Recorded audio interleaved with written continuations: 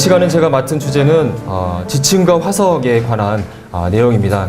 우리가 지층과 화석을 통해서 우리가 살고 있는 이 지구의 나이가 어떻게 되는지를 이 시간 여러분들과 함께 생각을 해볼 것입니다. 여기 아름다운 이 지구에 우리가 살고 있죠. 자, 그런데 지구의 나이는 얼마나 되었을까요? 이렇게 꼬부랑 할아버지 같이 나이가 많이 먹었을까요? 아니면 이렇게 싱싱한 젊은 지구일까요? 자, 이 시간에 왜 이 지층과 화석을 통해서 지구의 나이에 대해서 살펴보는지가 왜 중요한지를 말씀드리자면, 지구 나이가 아주 오래되었다는 것이 바로 진화 론의 가장 기본이 되는 내용이기 때문입니다. 이 진화라는 것은, 진화가 일어난 것을 여러분 보신 적 있습니까? 혹시 여러분 친구 가운데 점점 막 진화하고 있는 친구가 있거나, 여러분이 기르는 개가 막 진화해가지고 막 사람으로 변하고 있거나 본 적이 없죠? 진화는 관찰한 적도 없고 확인된 적이 없는 것입니다. 하지만 우리 진화론자들은 오랜 시간을 거쳐서, 시간이 오래 걸리다 보면 진화가 일어났을 것이다 라고 생각을 하는 것이죠. 그래서 이 오래된 지구 나이가 가장 중요한 것이고, 또 우리가 태양계가 오래되었고 우주가 나이가 오래되었다는 내용도 지구의 나이가 오래되었다는 사실에 기반을 두고 있는 것이기 때문에 지구의 나이 문제를 우리가 알아보는 것이 중요한 것입니다. 지구의 나이, 또 다른 말로 이제 지층의 연대를 측정하는 방법을 저번 시간에 방사선 동위원소 측정법을 통해서 한다는 것을 배우셨죠? 배웠죠? 네. 근데 그것이 상당히 신뢰하기가 어렵다 하는 내용을 들으셨을 거라고 생각이 되어집니다. 그런데 이 방사선 동위원소 연대 측정법보다 그 이전에 나왔던 연대 측정 방법이 무엇이냐면, 지층에 있는 화석, 특별히 표준 화석이라는 화석을 통해서 지층의 연대를 결정하는 방법이 잘 알려져 있고 많이 사용되고 있는 연대 측정 방법이 되겠습니다. 그래서 오늘 이 시간에는 여러분들과 함께 지층을 통해서 또 화석을 통해서 지구의 연대를 알아보는 것이 정말 우리가 믿을 수 있는 거, 과학적인 내용인가를 살펴보려고 합니다. 자, 먼저 우리가 어떤 나이를 알아맞춘다는 것이 쉬운 일일까요? 쉽지 않은 일일까요? 쉬울 수도 있고 쉽지 않을 수도 있죠. 자, 여기 보면 1번 분과 2번 분이 있는데, 자, 누가 더 나이가 많을 것 같습니까? 예. 자, 또 3번 남자분과 4번 남자분. 네. 우리가 일반적으로 사람의 나이를 추정할 때 무엇을 많이 보죠? 피부에 이게 주름살이나 또 피부에 있는 이런 검은 반점들, 뭐 이런 것들을 보고 우리가 나이를 추정하고 대충 우리가 어림짐작해서 맞출 수가 있는 것이죠. 그런데 이 1번 여자분은 8살. 그다음에 2번 여자분은 몇 살일까요? 제가 봤을 땐 여러분들보다도 더 젊어 보이는데 46세. 너무 동안이에요. 부럽습니다. 그다음에 이렇게 25세, 또 70대 할아버지. 네, 충격적이죠. 이와 같이 우리가 알고 있는 지식으로 사람의 나이를 맞추는 것도 사실은 굉장히 어렵다는 것을 우리는 알 수가 있습니다. 자, 그런데 이분들의 나이를 가장 잘 알고 있는 사람은 누구일까요? 누가 가장 잘 알까요? 이 사람들의 나이를 가장 잘 아는 사람. 네? 자기 자신이 잘 안다. 그건 틀린 것 같아요. 왜냐하면 자기가 태어난 날을 사실은 몰라요. 특히 고아원에서 자라나는 사람들을 보면 출생 기록이 없으면 자기 나이를 몰라요. 누가 가장 잘 알까요?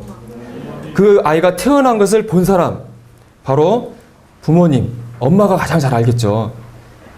자, 이것을 생각해 보시면서 우리가 지구의 나이도 이것을 적용해 볼 수 있을 거라고 생각이 되어집니다. 오늘 이 시간을 통해서 우리가 마지막에 한번 결론을 내려보려고 합니다.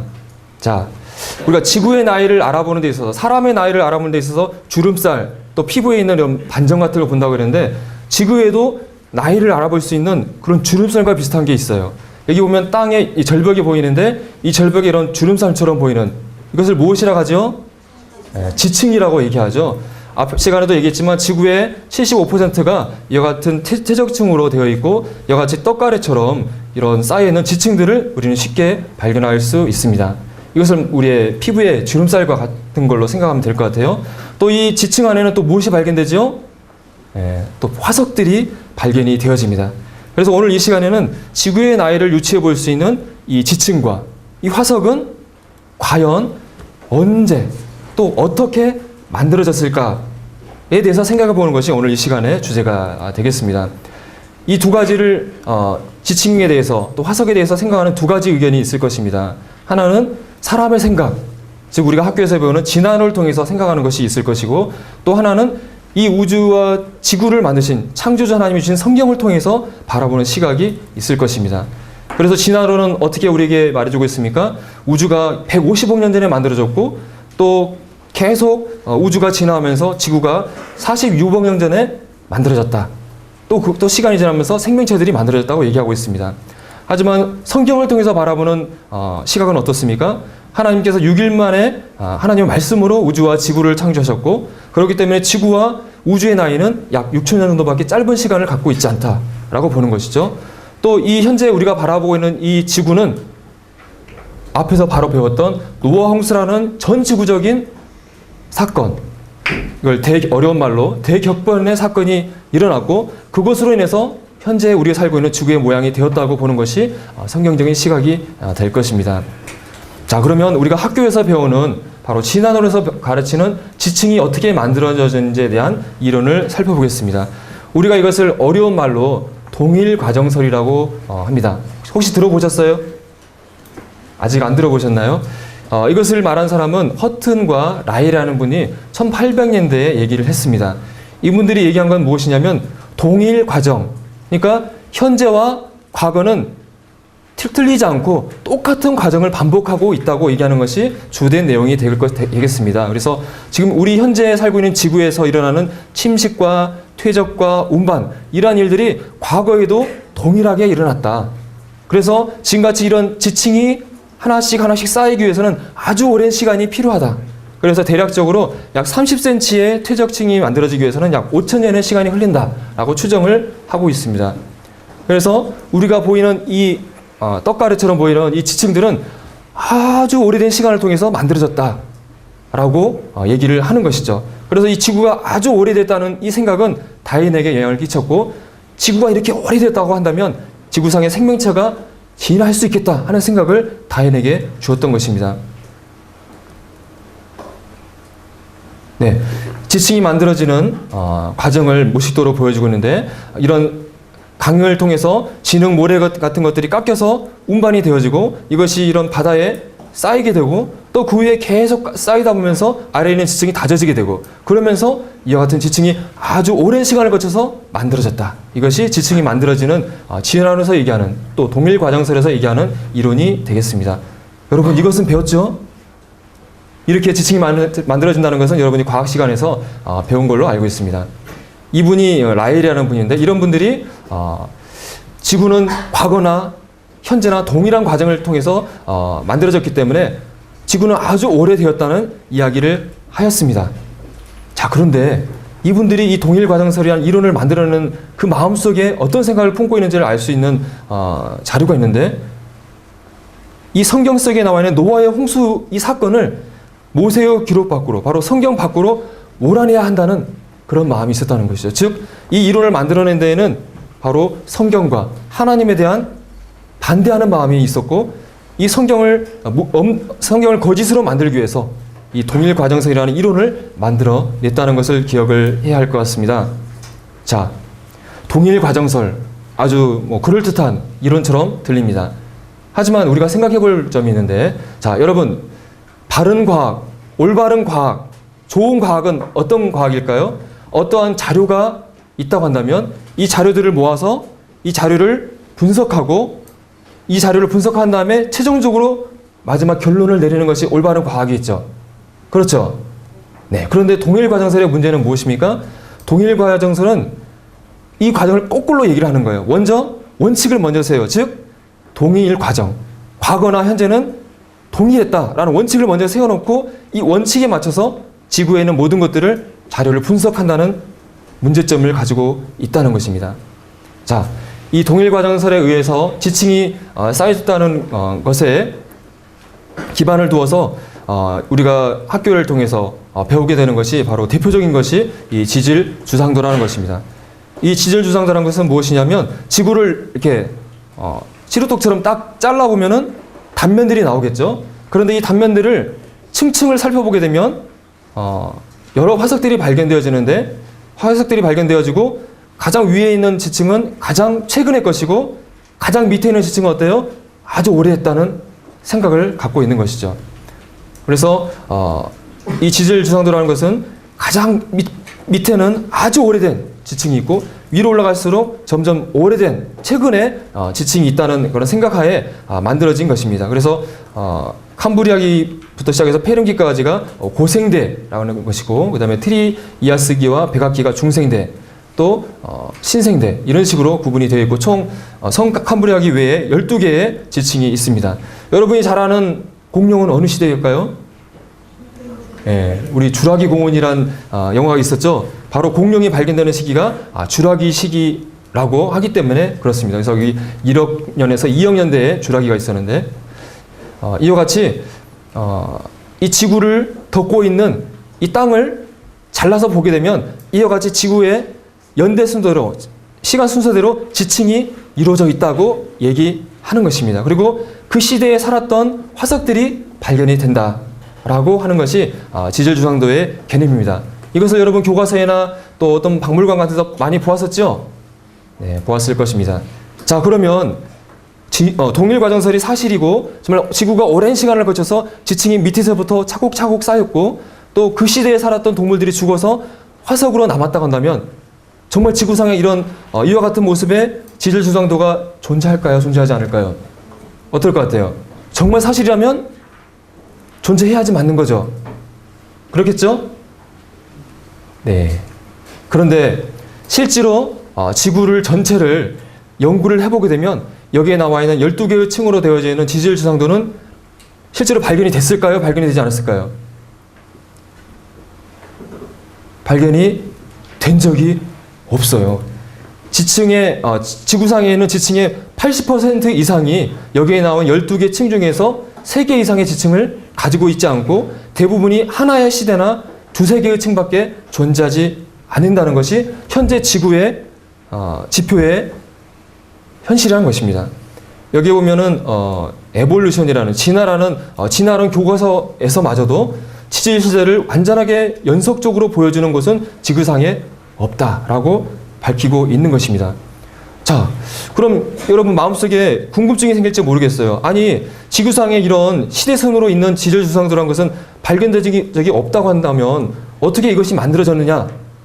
라는 궁금증이 생길 수 있겠죠. 이게 어떻게 만들어졌냐고 한다면 여기 있는 이름들은 캄브리아기, 실루리아기, 대봉기 이런 것들은 이 지층이 발견되어진 지역의 명칭들입니다. 대부분. 그래서 여기 보면 이게 삼엽층이 보여주고 있는데 삼엽층은 진화의 단계 가운데서 가장 하등한 단계이기 때문에 아주 오래된 여기 말하는 고생대에 살았던 화석으로 생각을 하는 것이죠. 그래서 지층의 삼엽층이 발견되어지면 이것은 아주 오래된 5억 년, 6년 된 지층일 거야 라고 생각을 하고 하는 것이죠. 지층의 연대를. 그리고 이 지층이 발견된 지명을 따라서 캄브리아기라고 명칭을 붙이는 것입니다. 그리고 이를테면 주라기에 공룡의 화석이 발견된 지층이 발견됐다. 이 공룡은 한참 후에 발견됐기 때문에 이건 중생대에 해당되는 거야 라고 생각을 하고 이것은 주라기 지층이라고 명칭을 하는 것입니다. 이와 같이 지구에 있는 여러 곳에서 화석들이 발견되지만 이것을 지층에 이름을 붙이고 나중에 이것을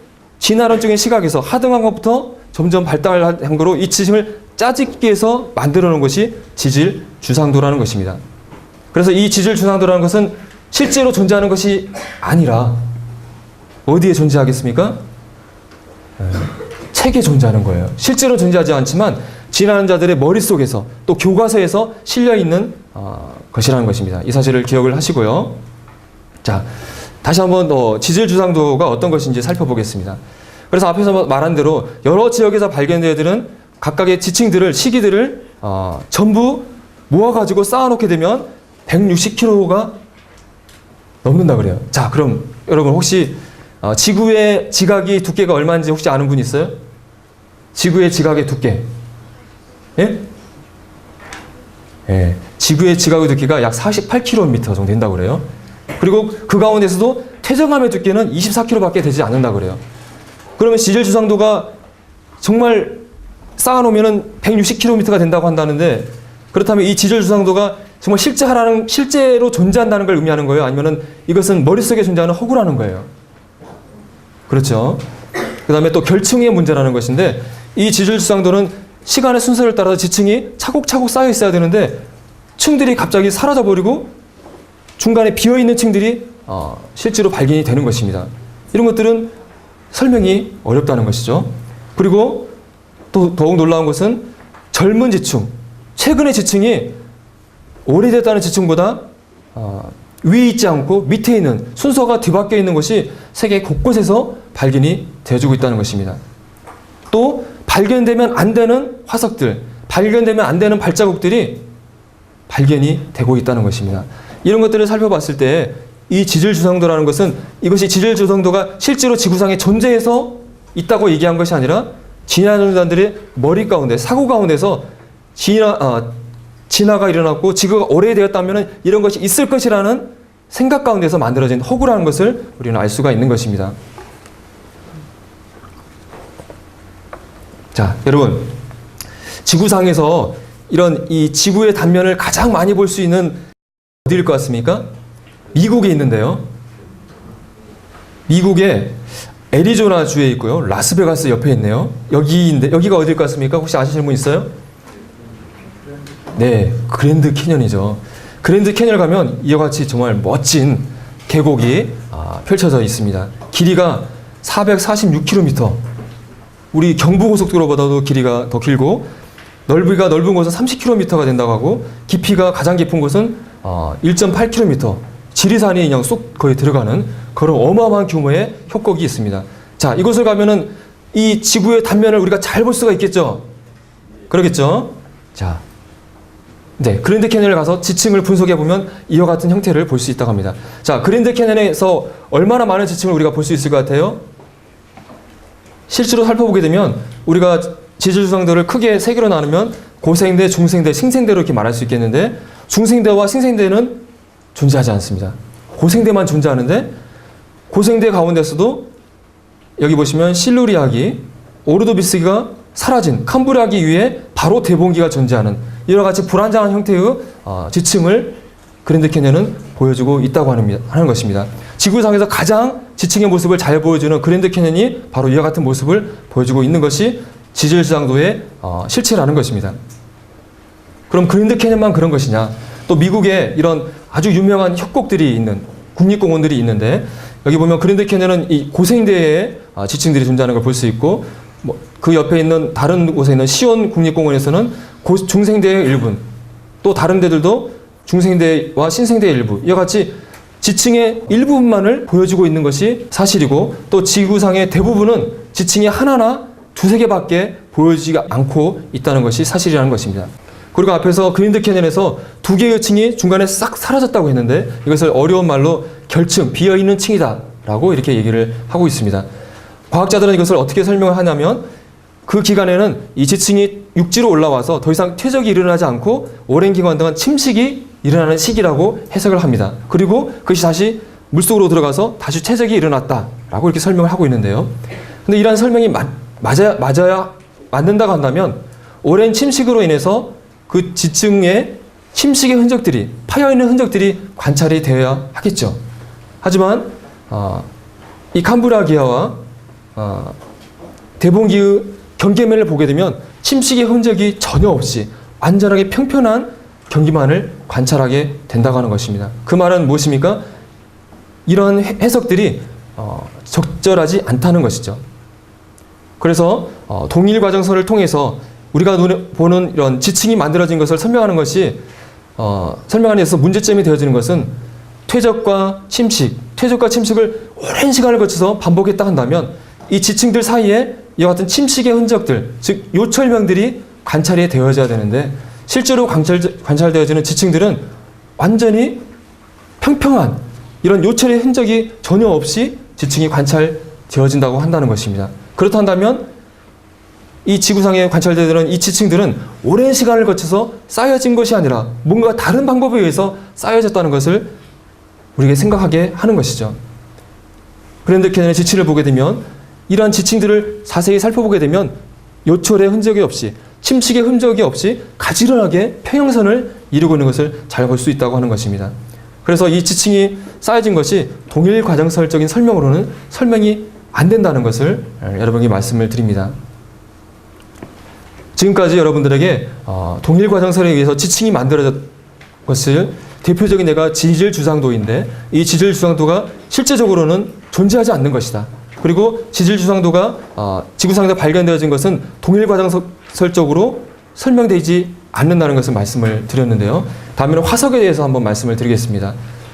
앞서서 그 화석이 만들어진 과정을 설명을 해주셨는데, 동물이 죽게 되면 동물이 살이 썩고 그 위에 흙이 덮게 되고, 나중에 또 그 위에 계속 퇴적이 일어나게 되고, 그게 눌려져서 나중에 화석이 되어진다 라고 우리가 교과서에서 배우고 있습니다. 과연 화석이 이러한 과정을 통해서 만들어졌을까요? 그것을 한번 살펴보기를 원합니다. 먼저 앞에서 그 지질주상도에는 화석들이 있다고 그랬죠. 그런데 그 화석들 가운데 과학자들은 표준 화석이라는 것을 정해 놓았습니다. 이 표준 화석이라는 것은 무엇이냐면 그 시대에만 살았고 다른 시대에는 존재하지 않았던 그런 동물들을 표준 화석이라고 이렇게 이름을 부르고 있고, 그래서 나중에 지층을 발견했을 때 그 화석이 발견된다고 하면은 그 화석을 통해서 이 지층이 어떤 지층인지를 알려주는 화석을 표준 화석이라고 얘기를 합니다. 대표적인 예가 암모나이트나 삼연충, 공룡 같은 것이 되겠는데요. 만약에 여러분이 땅을 팠는데 공룡이 나왔다. 그럼 그 지층이 어떤 지층이 되겠습니까? 중생대의 주라기 지층, 이런 식으로 우리가 알 수 있다는 것이죠. 또 땅을 막 파고 들어갔는데 삼유충의 화석이 나왔다. 그러면 이건 아주 고생대의 캄브락이다 라고 이렇게 알려준다는 것이죠. 그래서 이런 지질주상도를 통해서 지구의 연대를 측정하는 대표적인 방법이 이 지층 속에 있는 화석, 특별히 우리가 파존 화석이라는 것을 통해서 지구의 연대를 결정하는 방법, 이것이 대표적인 지구의 연대를 알아보는 방법이 되겠습니다. 그런데 이런 표준 화석을 통해서 지구의 연대를 결정하는 것이 정말 타당한가에 대해서 우리는 생각을 해봐야 할 것입니다. 표준 화석이라는 것은 그 해당되는 시기에만 살고 다른 시대에는 존재하지 않아야만 그 시대를 알려줄 수 있는 역할을 하는 것이 되겠죠. 그런데 그 화석이 그 시대만 사는 것이 아니라 다른 시대 여러 군데에서 발견된다고 하면 어떻게 됐습니까? 그 화석이 표준 화석으로서 역할을 할 수 있을까요? 없을까요? 할 수가 없는 것이죠. 그런데 시간이 흘러가면서 많은 화석의 연구가 진행이 되어지면서 어떤 문제가 발생했냐면, 맥스웰이라는 과학자는 240개의 동물이, 세코스키라는 과학자는 500개의 동물들이 나중에 표준 화석이라고 알렸던 화석들을 연구를 해보니까 이 화석들이 다른 시대에 막 나타나는 거예요. 그래서 표준 화석으로서의 역할을 더 이상 할 수 없다는 것을 알게 되었다는 것입니다. 즉, 이 표준 화석을 통해서 연대를 측정하는 방법은 뭔가 신뢰하기 어려운 방법이라는 것이죠. 또 알렌이라는 뉴질랜드의 그런 지질학 교수님은 이 표준 화석을 통해서 지층의 연대를 결정하는 것은 굉장히 논리적으로 약점이 많은 불합리한 연대 결정법이라는 이야기를 하였습니다. 자, 여러분, 제가 여러분들에게 이 지층의 연대를 결정할 때 그 지층에 발견되어지는 화석을 통해서 이 지층의 연대를 알 수 있습니다라고 말씀을 드렸습니다. 그리고 이게 실제로 과학자들이 지층의 연대를 결정하는 방법입니다, 현재. 자, 이 얘기를 들었을 때 여러분 어떻게 생각이 들어요? 야, 정말 과학적이고 정말 신뢰할 만한 방법이다라는 생각이 들어요? 아니면 뭔가 좀 이상하다는 생각을 혹시 드십니까? 자, 논리적인 약점이 많다고 그러는데 이것을 어려운 말로 순환농법이라는 표현을 씁니다.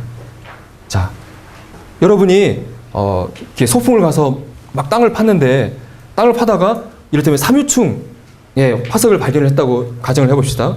그래서 그 삼유충의 화석을 들고 지질학자에게 가서 교수님한테 가서 교수님, 이런 화석을 발견했는데 이 화석이 얼마나 오래된 것입니까? 이렇게 물어본다고 한다면 교수님이 그걸 한번 쫙 본 다음에 그 지층을 살펴본 다음에 이 지층은 고생대 캄브리악이라는 아주 오래된 지층이기 때문에 이 화석은 캄브리악이 아주 오래된 것이야. 한 560년 전에 된 것이야 라고 얘기를 해줄 것입니다. 그럼 여러분이 궁금해서 교수님께 교수님, 그럼 이 지층이 이렇게 아주 오래된 5, 6년 된 캄브리아 지층이라는 것을 그럼 혹시 어떻게 알았죠? 그럼 교수님이 어떤 답을 해줄 것 같습니까? 아, 이 지층이 아주 오래된 캄브리아라는 지층이라는 걸 알게 된 것은 바로 이 삼요청 화석이 나왔기 때문이야 라고 답을 하는 거예요. 아니, 이 말은 어떤 의미를 갖고 있습니까?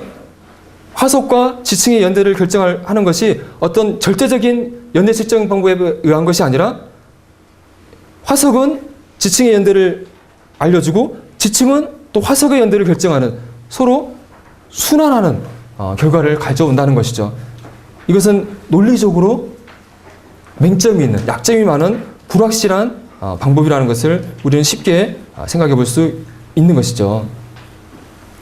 자, 한번 여러분에게 한번 질문을 한번 던져보겠습니다. 지구상에 많은 화석들이 발견이 됐겠죠. 그죠? 그래서 여러분이 어떤 박물관 같은 데 가게 되면, 과학박물관에 가게 되면 이런 화석들을 많이 볼 수 있었을 것이에요. 그런데 이런 화석들 가운데 육상동물의 화석이 많이 있을까요? 아니면 물고기 같은, 조개 같은 해양 생물의 화석이 아주 많을까요? 네? 해양 생물이 많을 것 같아요. 근데 앞에서 그 노아 홍수 강의를 들을 때 물고기 화석이 만들어진다는 게 상당히 어렵다는 얘기를 들었잖아요. 그런데도 해양 생물이 많을 것 같아요? 육지 동물들은 죽으면 어떻습니까? 죽어서 단단한 뼈들이 남잖아요. 그러니까 화석이 아주 잘 만들어질 것 같은데 어떨 것 같아요? 네, 해양 생물이 아주 많습니다. 아주 많은 게 아니라 아주 많아요. 지구상에 발견된 화석들 가운데 해양 무척추 동물의 대표적인 예가 뭐가 있을까요? 해파리나 뭐 조개, 그런 것들이죠. 화석의 95%가 대부분 조개나 오징어 그런 해양 무척추 동물이에요. 나머지 5% 중에서 또 95%는 바다식물이래요. 5% 중에서도 95%. 자, 그럼 얼마 남지 않았죠? 또 그 가운데 대부분은 물고기야 또 곤충이래요. 야, 그럼 도대체 육상동물 화석은 얼마나 남은 거예요? 보면은 0.0025%. 즉 5% 중에서도 0.0025%만이 육지동물의 화석이라는 것입니다. 근데 아니요, 선생님, 저기 그 박물관 같은 데 가면은 공룡 화석들 그렇게 많던데 왜 그밖에 없다고 하십니까? 하지만 실제로 지금까지 발견된 공룡 화석 같은 경우도 약 2,000구밖에 발굴이 되지 않았다고 하는 것입니다. 자, 여기서 한번 생각해 볼 것은 이 화석이 많이 발견됐는데 왜 대부분이 해양 동물의 화석일까요? 여기에 대해서 동일 과정설적인 설명으로는 육지 동물과 해양 동물의 이런 차이를 설명하기가 어렵다는 것이죠.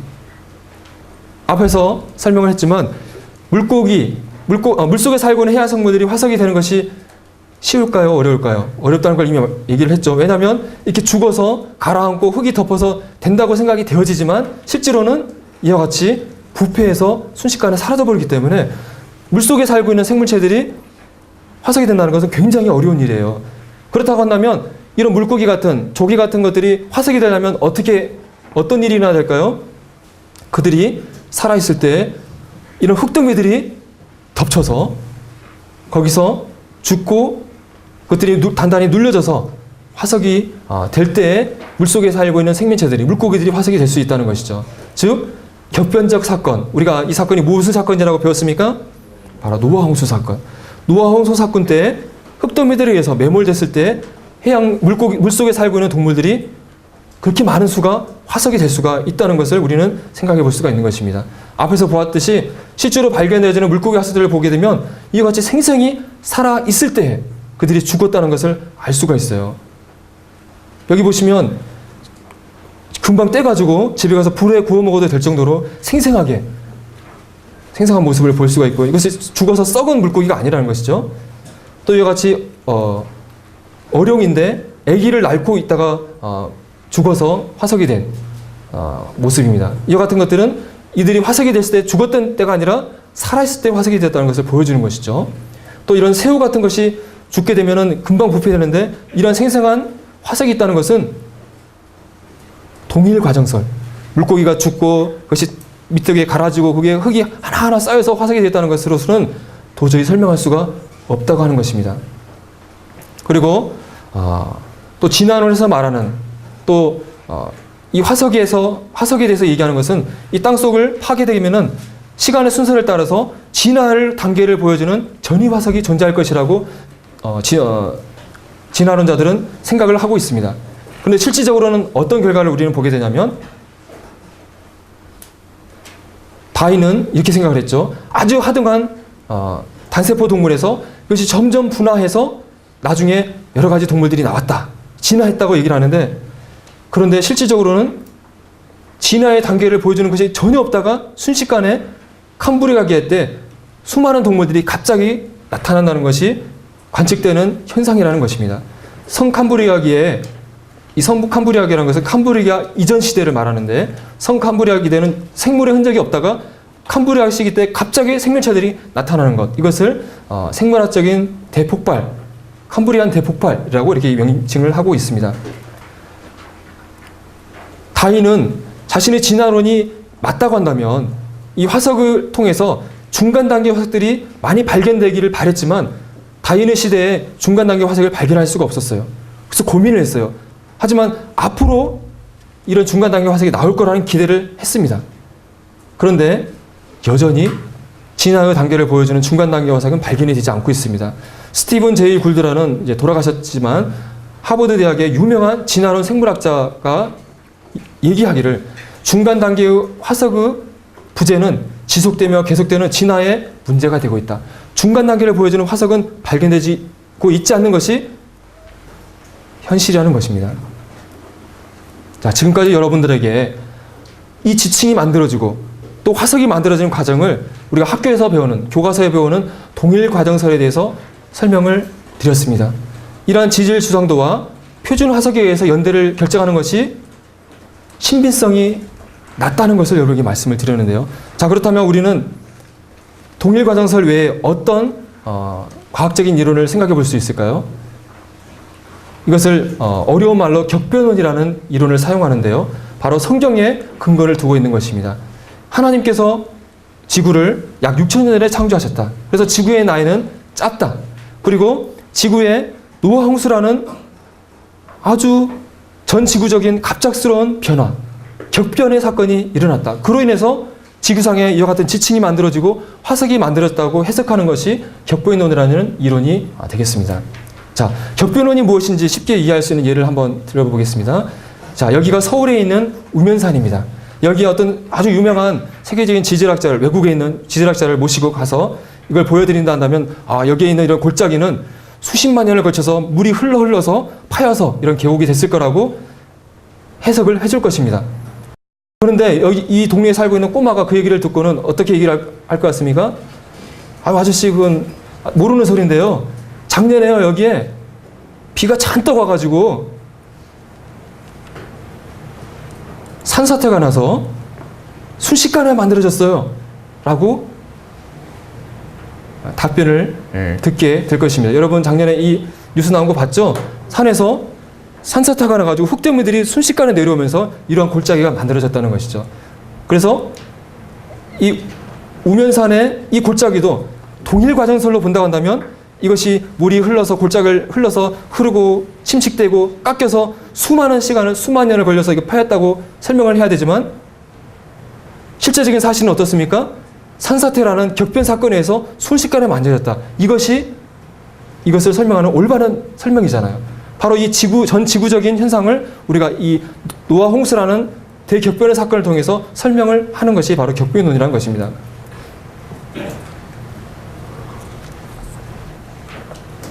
자, 노아 홍수 사건에 대해서 여러분 앞 시간에 배웠는데요. 노아 홍수 사건 하면 여러분 40일 동안 비가 온 사건으로만 이해를 하시는데, 성경을 자세히 읽게 되면 땅속 깊은 곳에서 큰 샘들이 모두 터졌다. 큰 샘들이 터졌다. 이 지구 속에 있는 지하수들이 터져 올라왔다. 자, 그러면 여러분, 지하수들이 터져 올라오려고 한다면 어떤 일이 일어났을까요? 어떤 일이 일어났을까요? 거대한 지진들과 화산 폭발들이 전 지구적으로 다발적으로 발생하는 사건입니다. 그러면 어떤 일이 일어날까요? 우리가 뉴스를 통해서 어떤 나라에 화산이 폭발하면 엄청난 일이 일어나잖아요. 그런데 전 지구적으로 지진이 일어나고 화산이 터지는 그런 사건이 일어났다는 것입니다. 그로 인해서 큰 지진이 일어나게 되면 땅들이 물처럼 흐물흐물해지는 토양 액화 현상이 일어난다고 과학자들이 얘기하고 있고요. 그리고 지진이 일어나게 되면 해일이 일어나게 되는데, 해일이 인해서 큰 바닷물이 움직이는 걸 무엇이라고 얘기합니까? 쓰나미. 쓰나미가 일어나게 되고, 쓰나미가 일어나게 되면 그 속에 쓰나미에 의해서 바닷속에 있는 흙더미들이 이동하게 되는 현상이 일어나게 되는데, 그것을 저탁류 현상이라고 얘기를 하는 것입니다. 여러분, 얼마 전에 우리가 일본 쓰나미를 통해서 거대한 바다 물결에 의해서 순식간에 지상에 있는 건물들이 쓰러지고 자동차들이 휩쓸려가는 쓰나미의 위력을 우리가 살펴보았는데, 이런 쓰나미 현상과 해일과 이런 현상들이 전 지구적으로 일어난 현상이 노아 홍수 사건이라는 것입니다. 그래서 쓰나미가 일어나게 되면 바닷속에는 탁한 흙더미들이 막 쏜살같이 시속 100km 이상으로 움직인다고 합니다. 그런데 과학자들이 알게 된 것은 이 흙더미들이 바닷속에서 막 움직이게 될 때 그들이 어떤 현상이 일어나게 되냐면, 이와 같이 바로 우리가 태적층에서 보는 그런 지층이 형성되어지는 것을 과학자들이 알게 되었습니다. 그래서 이것을 저탁류 이론이라고 얘기하는데, 바로 쓰나미에 의해서 저착류의 흙더미의 흐름에 의해서 지층이 만들어진다. 그것이 저탁류 이론이 되겠습니다.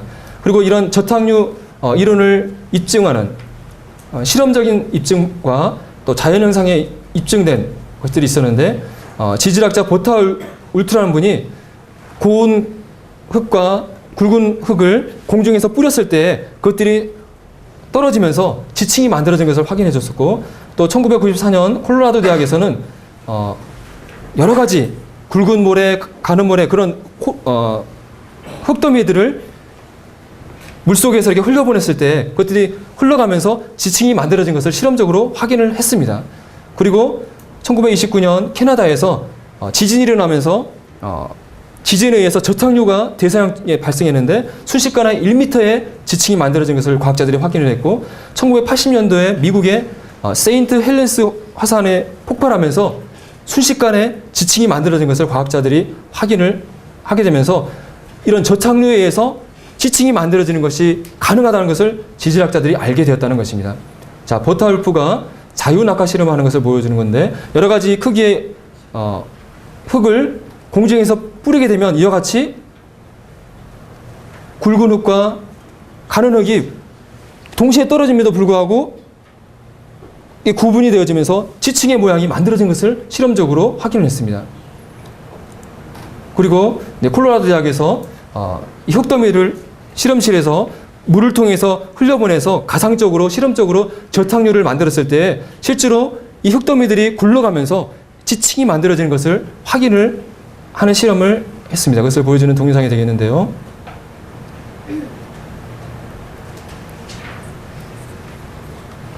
이런 실험실에서 거대한 수조를 만들고 거기서 펌프를 통해서 물을 흘려보내고 거기에 흙을 이 물의 흐름을 통해서 흘려보내는 것이죠. 그래서 그것을 유리를 통해서 이것이 어떻게 쌓이는지를 살펴보았습니다. 여기 흙들이 있고 흙을 흘려보내는 것이죠. 그래서 실험실적으로 저탁류를 만들어서 어떤 일이 일어난지를 살펴보는 것입니다. 그렇게 했을 때 여기 어떤 모습이 보입니까? 흙들이 지층과 같이 쌓이는 것을 관찰을 했다는 것입니다.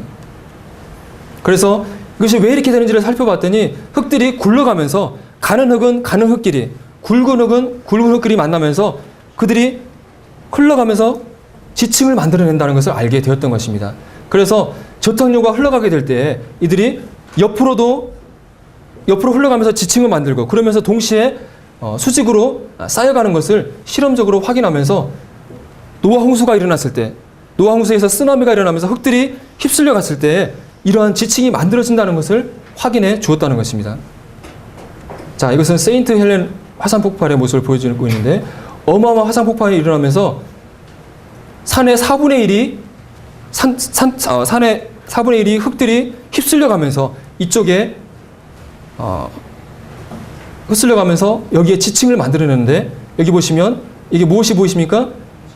지층의 모습들이 순식간에 화산 폭발에서 흙들이 휩쓸려 가면서 지층을 만드는 것을 과학자들이 확인했고, 또 나중에 화산 폭발이 82년도에 다시 한번 있었을 때 화산 폭발에서 강이 막혔다가 막힌 강이 뚝이 터지면서 그 흘러내려가는 물들에 의해서 기존에 쌓였던 퇴적층들이 파이면서 30m의 협곡이 순식간에 만들어진 것을 보여줌으로써 이 세인트 헬렌스 화산 폭발 사건을 통해서 바로 격변적으로 지층이 만들어지고 혁격이 만드는 것을 확인하게 되었다는 것입니다.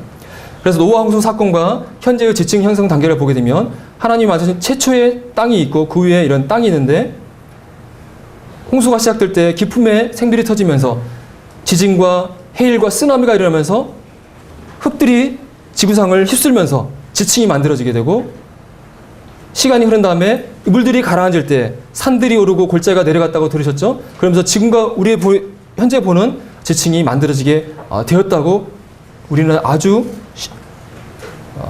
합리적으로 설명할 수가 있다고 하는 것입니다. 그래서 그랜드 캐니언을 가보게 되면 하나님께서 처음 만드셨던 홍수 이전의 땅, 그것을 이제 성 캄브리아기가 되겠는데 여기에는 화석이 있을까요, 없을까요? 화석이 존재하지 않죠. 하지만 이 성 캄브리아기 위쪽에 있는 땅은 바로 퇴적층, 여기는 화석이 발견된다는 것입니다. 이것이 바로 홍수 때에 만들어진 땅이라는 것을 알 수가 있습니다. 자, 노아 홍수 사건에 의해서 대격변에 의해서 우리가 눈에 보는 이 지층들이 만들어졌다는 것을 알려주는 또 하나의 흥미로운 증거는 이것입니다. 이 지층들 위에 이것이 이렇게 세로로 세워진 것들이 뭐가 있습니까? 바로 나무들이에요.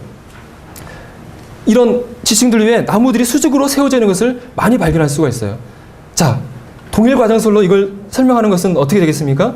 이 밑에 있는 뿌리 부분이 죽어서 지층에 파묻혀서 화석이 되었는데 이것이 뿌리가 죽어서 화석이 되면 그 위에 남아있는 나무 기둥은 살아있을 수 있나요? 없나요? 살아있을 수 없죠. 죽어서 말라서 썩어서 없어지겠죠. 그런데 이 위에 지층이 쌓이는 동안 수십만 년 동안 위에 있는 나뭇가지가 죽지 않고 살아있어야 한다는 것이죠. 즉, 이 세로로 세워져 있는 나무의 화석은 동일 과정설로 설명할 수가 없다는 것이죠. 하지만 노아 홍수 사건을 통해서 이 나무가 파묻혔다고 한다면, 이 지층이 순식간에 만들어졌다고 한다면 합리적인 설명이 된다는 것이죠. 그리고 동물의 여러 화석들을 보게 되면 동물의 화석들이 때로 무더기로 발견되어지는 화석의 묘지들이 여러 군데서 발견되어지는데 이러한 것들도 바로 동물의 화석들이 동물이 죽어서 화석이 된 것이 아니라 그들이 살았을 때 때를 지어서 다니잖아요. 살아있을 때 노아 홍수 사건에서 흙더미가 흘려와서 그들이 죽었다는 것을 알려주고 있는 것입니다. 또 우리가 화석들을 살펴보게 될 때 식물의 화석을 볼 수가 있어요. 여러분, 식물의 화석이 잘 될까요, 안 될까요? 어렵죠.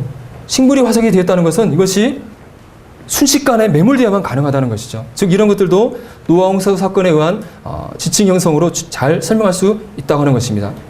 그래서 노아 홍수 사건으로 생각해보는 지층과 화석은 어떻게 설명할 수 있겠습니까? 노아 홍수 사건 이전에 물고기와 양서류, 동물들이 이렇게 살고 있는데 홍수 사건이 일어나게 되고 흙더미들이 그것을 덮게 될 때 그것들이 그 동물들이 살고 있는 장소와 그들이 홍수를 피해서 움직일 수 있는 기동력의 차이에 의해서 이들이 매몰되었다는 것이죠. 가장 밑에는 무엇이 매몰되어 있을까요? 바로 물고기들, 해양생물들이 매몰되겠죠.